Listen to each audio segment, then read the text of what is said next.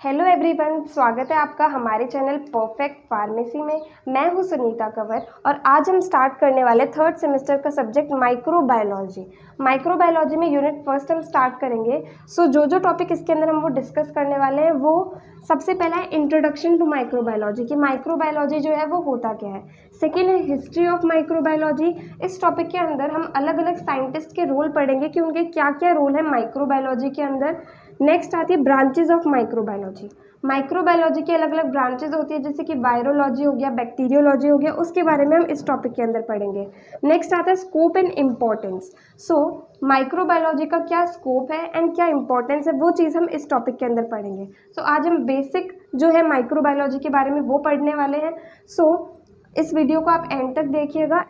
इस यूनिट के जो नोट्स हैं वो आपको टेलीग्राम चैनल पर मिल जाएंगे। जब ये यूनिट यहाँ पर इसके लेक्चर कंप्लीट हो जाएंगे तो उसके 1-2 दिन के बाद जो है इसके नोट्स वो टेलीग्राम चैनल पे मैं अपलोड कर दूँगी।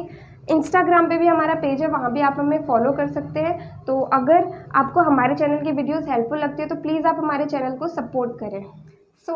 सबसे पहले हम देखते हैं बेसिक इंट्रोडक्शन माइक्रोबायोलॉजी का। माइक्रोबायोलॉजी को अगर हम देखें तो ये 3 टर्म से मिलकर के बना हुआ है।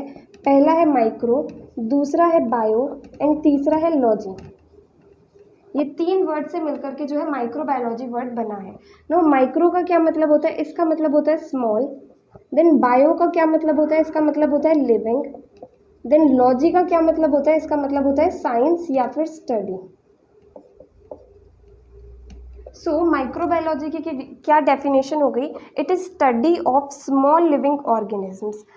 स्मॉल लिविंग जो होते हैं ऑर्गेनिज्म, वो इतने छोटे होते हैं कि उन्हें अपन अपनी आंखों से नहीं देख सकते हैं। उन्हें देखने के लिए हमें जो है माइक्रोस्कोप की नीड होती है। तो इस तरीके से जो हम बेसिकली माइक्रोबायोलॉजी को डिफाइन कर सकते हैं। नेक्स्ट टॉपिक है history of microbiology. History of microbiology के अंदर जो है हम अलग अलग साइंटिस्ट के नाम पढ़ेंगे और उनके कंट्रीब्यूशन क्या है माइक्रोबायोलॉजी से रिलेटेड या फिर साइंस से रिलेटेड, उनके क्या क्या कंट्रीब्यूशन है वो इसके अंदर हम देखेंगे। वन बाय वन हम अलग अलग साइंटिस्ट के बारे में पढ़ेंगे। सबसे पहले हम जानेंगे एंटोनी वैन ल्यूवेनहुक के बारे में। इन्होंने क्या किया था? सबसे पहले इन्होंने माइक्रो ऑर्गेनिजम्स को ऑब्जर्व किया था। सबसे पहले यही थे जिन्होंने बताया था कि हाँ भी माइक्रो ऑर्गेनिजम्स होते हैं, जैसे कि वायरस हो गए, फंजाई हो गए, बैक्टीरिया हो गए। माइक्रो ऑर्गेनिजम्स के बारे में सबसे पहले जो है एंटोनी वैन ल्यूवेनहुक ने बताया था। सेकेंड साइंटिस्ट है लुईस पास्चर। लुईस पास्चर जो है इन्हें फादर ऑफ माइक्रोबायोलॉजी कहा जाता है। मतलब जो माइक्रोबायोलॉजी है उसके फादर जो है वो इन्हें कहा जाता है। मतलब इन्हें बहुत इंपॉर्टेंट माना जाता है माइक्रोबायोलॉजी की फील्ड के अंदर। इन्होंने जो है फर्मेंटेशन टेक्निक के बारे में बताया था। इन्होंने पास्चराइजेशन के बारे में बताया था। पास्चराइजेशन क्या होता है? माइक्रो ऑर्गेनिजम्स को माइल्ड हीट, मतलब कम हीट दे करके उन्हें किल किया जाता है, तो उस प्रोसेस को पास्चराइजेशन कहा जाता है। देन इन्होंने स्टेरिलाइजेशन टेक्निक्स जो हैं वो इंट्रोड्यूस की थी। स्टेरिलाइजेशन क्या होता है? किसी भी पर्टिकुलर चीज़ को कम्प्लीटली माइक्रो ऑर्गेनिज्म से फ्री करना जो है वो स्टेरिलाइजेशन कहा जाता है। वो चीज़ जो है वो भी इन्होंने ही इंट्रोड्यूस की थी। नेक्स्ट साइंटिस्ट आते हैं एरिस्टोटल। एरिस्टोटल जो है इन्हें फादर ऑफ बायोलॉजी कहा जाता है, क्योंकि सबसे पहले living organisms and non living organism ऐसा कुछ सिस्टम रहता है, वो चीज़ इन्होंने ही डिस्कवर की थी। एरिस्टोटल जो है इन्हें फादर ऑफ बायोलॉजी कहा जाता है। नेक्स्ट साइंटिस्ट है अलेक्जेंडर फ्लेमिंग। इन्होंने जो है सबसे पहले एंटीबायोटिक डिस्कवर की थी, जो कि है पेनिसिलिन, एंड ये जो है पेनिसिलियम नोटेटम से एक्सट्रैक्ट की गई थी, उसके अंदर से बनाई गई थी। अलेक्जेंडर फ्लेमिंग ने फर्स्ट एंटीबायोटिक जो है वो डिस्कवर की थी। नेक्स्ट साइंटिस्ट आते हैं रॉजर बेकॉन। रॉजर बेकॉन जो है इन्होंने सबसे पहले जो है फर्स्ट टाइम इन्होंने लेंस को डेवलप किया था। लेंस नाम की जो चीज़ है वो इन्होंने ही सबसे पहले डेवलप की थी। देन दूसरी चीज़ उन्होंने ये बताया था कि कोई चीज़ बाहर से हमारी बॉडी के अंदर एंटर कर रही है एंड हमें बीमार कर रही है, तो इस प्रोसेस को जो है डिजीज़ कहा जाता है। साइंटिस्ट है जी फ्रैकेस्टरो। इन्होंने क्या बताया था? इन्होंने बताया था कम्युनिकेबल डिजीज़ के बारे में। अब कम्युनिकेबल डिजीज़ क्या होती हैं?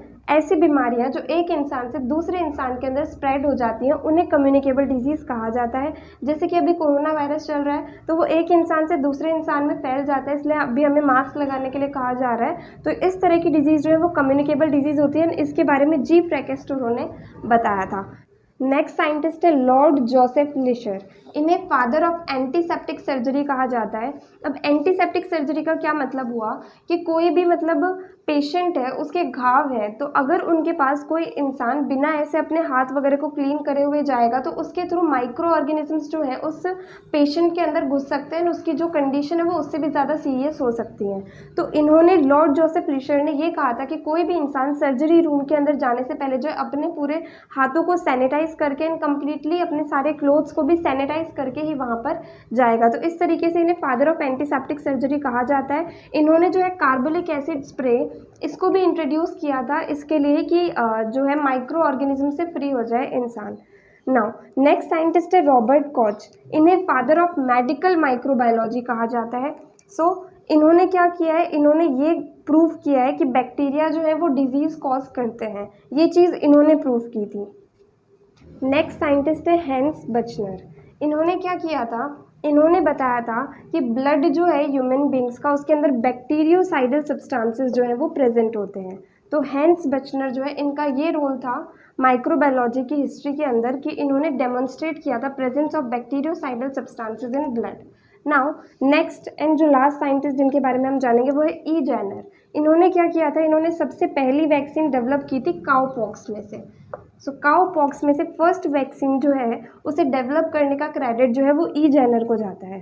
तो यहाँ पर जो है हिस्ट्री ऑफ माइक्रोबायोलॉजी हमें जितनी डिस्कस करनी थी वो कंप्लीट होती है। नेक्स्ट हम जानेंगे ब्रांचेस ऑफ माइक्रोबायोलॉजी के बारे में। सो माइक्रोबायोलॉजी की अलग अलग ब्रांचेस क्या क्या होती हैं उनके बारे में हम जानेंगे। सो सबसे पहली ब्रांच जो है वो है बैक्टीरियोलॉजी। बैक्टीरियोलॉजी क्या होता है, जिसके अंदर हम स्टडी ऑफ बैक्टीरिया करते हैं। सो बैक्टीरिया के बारे में जब हम जानते हैं तो उस ब्रांच को बैक्टीरियोलॉजी कहा जाता है। सेकेंड आती है माइकोलॉजी। माइकोलॉजी का क्या मतलब हो गया, इसका मतलब हो गया study of fungi. So fungi की स्टडी जिस ब्रांच के अंदर होती है वो है माइकोलॉजी। नेक्स्ट आ गई वायरोलॉजी। वायरोलॉजी के अंदर आ जाएगा स्टडी ऑफ वायरसेस। वायरस की स्टडी जिस ब्रांच के अंदर होगी वो होगी वायरोलॉजी। नेक्स्ट आता है प्रोटोजूलॉजी। सो प्रोटोजोआ की स्टडी जिस ब्रांच के अंदर होती है उसे बोलते हैं प्रोटोजूलॉजी। नेक्स्ट आता है फाइकोलॉजी। फाइकोलॉजी का मतलब हो गया जिस ब्रांच के अंदर एल्गी की स्टडी होती है उसे हम फाइकोलॉजी कहते हैं। एंड लास्ट आ गया पैरासाइटोलॉजी। सो जिस ब्रांच के अंदर हम पैरासाइट्स की स्टडी करते हैं वो हो गई पैरासाइटोलॉजी। तो इस तरीके से हम ब्रांचेस ऑफ माइक्रोबायोलॉजी को डिफाइन कर सकते हैं। नेक्स्ट आती है applied branches of microbiology. So microbiology की ही कुछ और ब्रांचेस हैं। सबसे पहले आती है फार्मास्यूटिकल माइक्रोबायोलॉजी। फार्मास्यूटिकल माइक्रोबायोलॉजी के अंदर क्या आता है, कोई भी एंटीबायोटिक्स हो गई, एंजाइम्स हो गई, वैक्सीन्स हो गई या फिर मेडिसिन जो भी प्रोड्यूस की जाती है माइक्रो ऑर्गेनिजम्स की मदद से, तो वो जो है फार्मास्यूटिकल माइक्रोबायोलॉजी के अंडर आता है। नेक्स्ट आती है इंडस्ट्रियल माइक्रोबायोलॉजी। तो इंडस्ट्री के अंदर विटामिन्स का, अमीनो एसिड्स का, एंजाइम्स का प्रोडक्शन करने के लिए भी माइक्रो ऑर्गेनिजम्स को यूज़ किया जाता है, तो वो चीज़ जो है इंडस्ट्रियल माइक्रोबायोलॉजी के अंदर आती है। नेक्स्ट आता है मेडिकल माइक्रोबायोलॉजी। तो मेडिकल माइक्रोबायोलॉजी के अंदर क्या आता है, जैसे कोई डिजीज़ हो गई उसके कॉजेज़ को जानना, ईटियोलॉजी को जानना, पैथोजेनेसिस को जानना, उसकी डायग्नोसिस को कि किस तरीके से उसे डायग्नोस किया जाए एंड कैसे उस डिजीज़ का ट्रीटमेंट किया जाए, ये सब चीज़ें जो है वो मेडिकल माइक्रोबायोलॉजी के अंदर आती है। नेक्स्ट आता है फूड माइक्रोबायोलॉजी।